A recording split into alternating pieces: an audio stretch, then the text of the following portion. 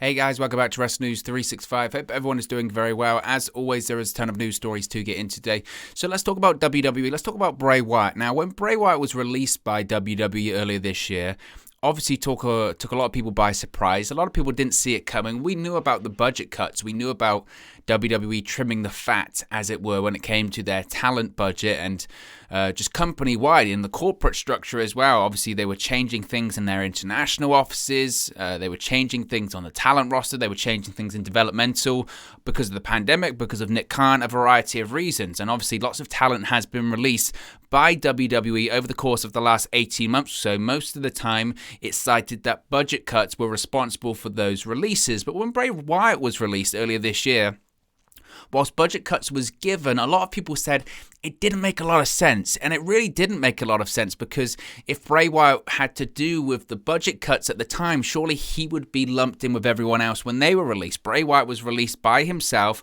on a single day with nobody else being released at the time. It just felt odd. And a lot of people said at the time, despite the reports coming out saying budget cuts, this, that, and the other, there felt like there was something more to this. And over the course of the last week or so, there has been rumblings that, yes, there was more to this. We've heard this over the course of the last few months as well.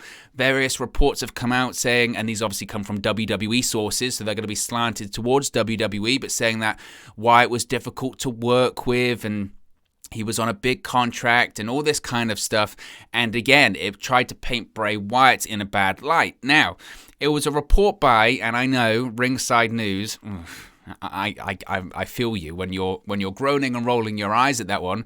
But a report from Ringside News came out, I believe it was last week, and it essentially said that Bray Wyatt was difficult to work with, and some of the things he was doing whilst he was medically disqualified were unacceptable, and he was earning an amount of money, and that he should have been happy earning the amount of money he was earning at that period of time and all that kind of stuff. And Bray Wyatt responded to that tweet, that report directly by tweeting, "Now we know what Bruce and Johnny think, Bruce Pritchard and John Laurinaitis. Wait until I can tell my story. I'm looking forward to telling my story." So there obviously is way more to this than meets the eye. Now, a report came out by Fightful yesterday. Fightful Select, it's their Patreon service, so be sure to check that out and subscribe to them. Very, very good. Very in-depth and very interesting, this report. So this is kind of what the report says. Now, obviously, as I mentioned, lots of reports have come out about Bray Wyatt since his release from the company. There have been lots of reports that have been disputed. Nobody really knows the facts from the rumors or just the fiction. That's because Bray Wyatt really does keep his cards close to his vest.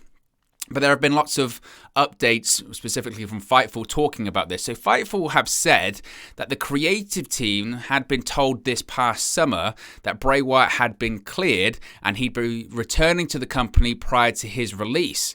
Now, of course, Wyatt was seen in a few post-WrestleMania episodes of Monday Night Raw, and Fightful was told that he and Randy Orton, among others involved with the WrestleMania match, were not happy with the creative direction or outcome of that match, which changed 2 days before the show. Now, of course, cast your mind back to that match. That story that, to be honest, was panned critically. And again, this report does add up and certainly does fill in a lot of these blanks.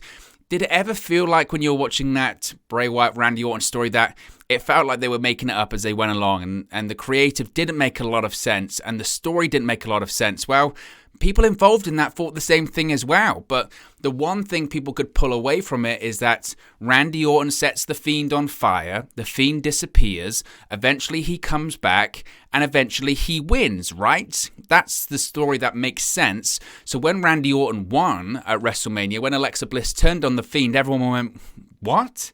It made no sense whatsoever, and again, it was critically panned. It was just bad creative, and Randy Orton and Bray Wyatt tried to do their best in fixing it, but they couldn't because the creative sucked. So it says in this report that Randy Orton and Bray Wyatt, they weren't happy with the creative or the direction or the outcome of the match, which, as I mentioned, changed 2 days before the show. We've heard that before. Now, at one point, Fightful was told that there was, quote, never a true creative endgame for that story. They went on for 6 months. So again, that speaks volumes. And I've been criticized when I talk about the WWE creative process being bad, but it speaks volumes that I've said before. They go week to week to week to week, and they're just making this stuff up.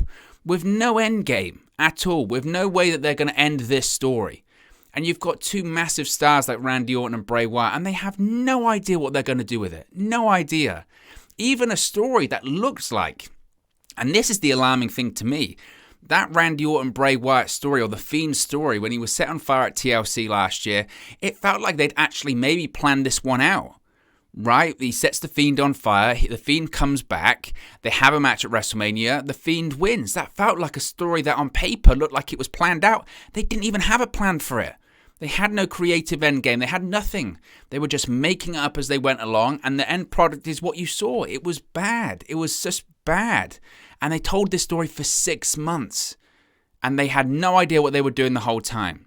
And I think that speaks volumes about the WWE creative process.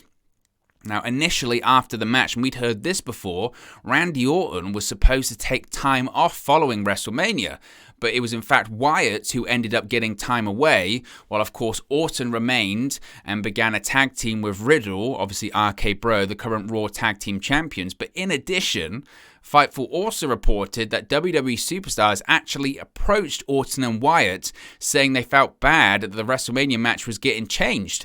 And I don't blame them. I think I would have said the same thing. I mean, it's difficult to say, but again, you thought. And again, I think it speaks volumes. It absolutely speaks volumes.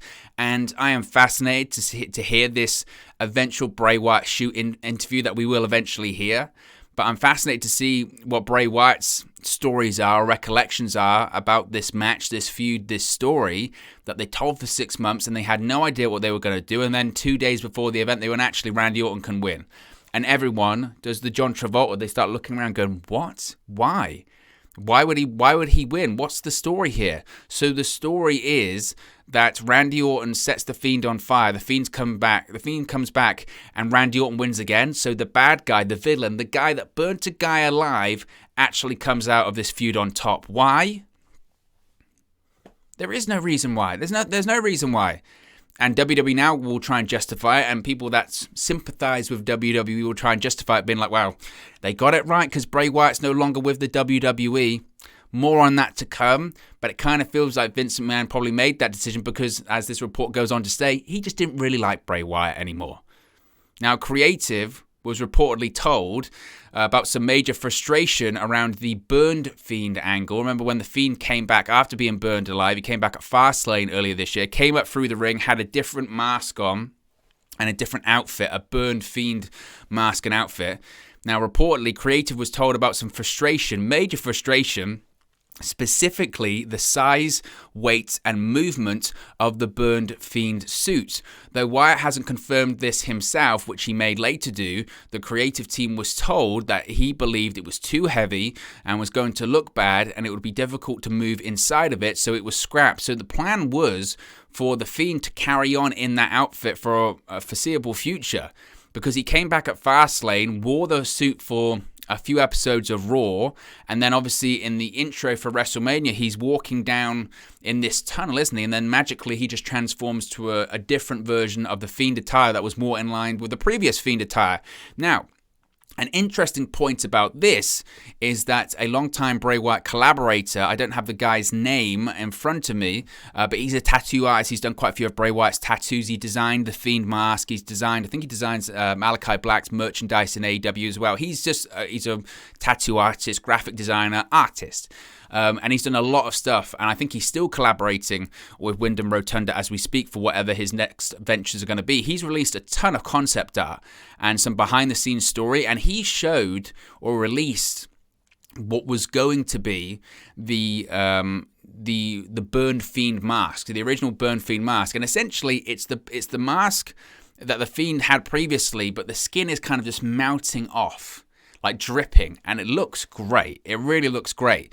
And he tells the story that essentially he was told, take as much time as you want, and then basically a day later it was like, we need it by the end of Monday Night Raw. And he was like, what? What? And again, it goes to speak of the creative process in WWE, that it's not even week to week, it's minute to minute. They're changing their minds on this stuff. And then eventually it was taken out of his hands and it was brought in-house, and the WWE in-house creative team and whatever department they want to call it, props, I don't know, a seamstress, you name it, basically they made their own version of it, and reportedly Bray Wyatt wasn't happy about that. And again, can you blame him? No. He's worked with this guy, he's collaborated with this guy to create the essence, the Fiend character, the look of the Fiend character, and then, you know, he's getting messed around as well, and then suddenly stuff's being designed for him that he didn't necessarily agree to, and the suit, if it sucked, he's like, well, why wouldn't I stand up for myself and complain about that or push back on that? So it was scrapped. Now, going back to this Fightful report, because it is a big one, Talent was told that Wyatt's release was a budget cut, though we don't know if that was specifically cited to Wyatt himself. This created a gigantic amount of frustration with the roster, staff and employees alike, with nearly 20 reaching out to Fightful directly after the release, saying there had to be more to it considering that he's a known money maker. A consensus was that almost nobody in the company truly believed that this was actually a budget cut, the same thing that a lot of fans thought, citing Wyatt's popularity and merchandise sales among reasons. Wyatt was well known within the company to move merchandise when he was an active performer, and several other longtime stars said they don't feel like their jobs are safe any longer despite their positions on the card or prior pushes. It also mentioned that essentially, Vince McMahon had just decided that Vince McMahon no longer liked Bray Wyatt. That was kind of the feeling. Vince McMahon no longer liked him. There were numerous people backstage who said that Wyatt was outspoken when he thought the creative was bad, and by the end, some felt Vince McMahon just didn't like him due to that. That part there, and I know there's a lot to break down there, and I know there's a lot to discuss, and we already have. But that part there, I think, is worth repeating. There were numerous people backstage who said that Wyatt was outspoken when he thought creative was bad, and by the end, some felt Vince McMahon just didn't like him due to that. I would say to Vince McMahon, get over it. Okay? Eventually, like any employee, Bray Wyatt will have to do, and I say employee loosely because they're not employees, but Bray Wyatt would have to do his job, and if the boss asks him to do something, he will do it eventually. But what is this, a dictatorship? You know what, Vince McMahon, I have to say goes. It's not a collaborative, creative process. And some of the things we've seen WWE do from a creative standpoint over the last couple of years, why wouldn't a talent, someone like Bray Wyatt, who is a known moneymaker, he knows his value. You know, and he has certainly been, he's certainly had his fair share of bad creative given to him over the years. Why wouldn't he stand up for himself? Why wouldn't he say, this Burn Fiend stuff sucks? Why wouldn't he say, me losing to Goldberg in Saudi Arabia, that sucks? Why wouldn't he say all of this stuff? Why wouldn't he go, this sucks? Someone else is using my gimmick in Alexa Bliss, and that's not a slight on Alexa Bliss, but that sucks. All this kind of stuff. Or going to Bruce Pritchard, I don't like it. I don't think that works. But heaven forbid you challenge the genius creative process that is Vince McMahon and Bruce Pritchard that's stuck like it's 1985 all over again. They don't know what to do with a Bray Wyatt. They don't know what to do with a Fiend. I've mentioned this before. If The Undertaker debuted in WWE today, he'd be gone in 3 years because, again, they'd just throw him into the ground. They'd bury him into the ground. Pun intended. And I think that's laughable. Vince McMahon doesn't like him anymore. Why? Because Bray Wyatt's complaining about the creative process. Because guess what? He's right to. The creative process sucks. It's bad. Watch an episode of Monday Night Raw. You can't tell me that's good. So I find that laughable, and I just think to myself, like, I'm glad I'm not a WWE superstar, because I don't think Vince McMahon would like me either. And again, it probably says a lot about Vince McMahon's perception of the WWE universe, or his fans. Those same fans that are saying the same thing as Bray Wyatt, going, wait a minute, this creative doesn't make sense, or it sucks, the content sucks. Maybe Vince McMahon doesn't like everyone else. And maybe that's why people like Bruce Pritchard and John Laurinaitis and all those guys have come back, because they're the guys that are going to say to Vince McMahon, no, the creative's great. Your image is great. Your picture that you're trying to paint here is great. Because apparently everyone else, if you disagree with him, he doesn't like you that much anymore. And then eventually you leave. And that's what happened to Bray Wyatt. And I just think that's nuts. I really do. Briefly, let's talk about AJ Styles quickly.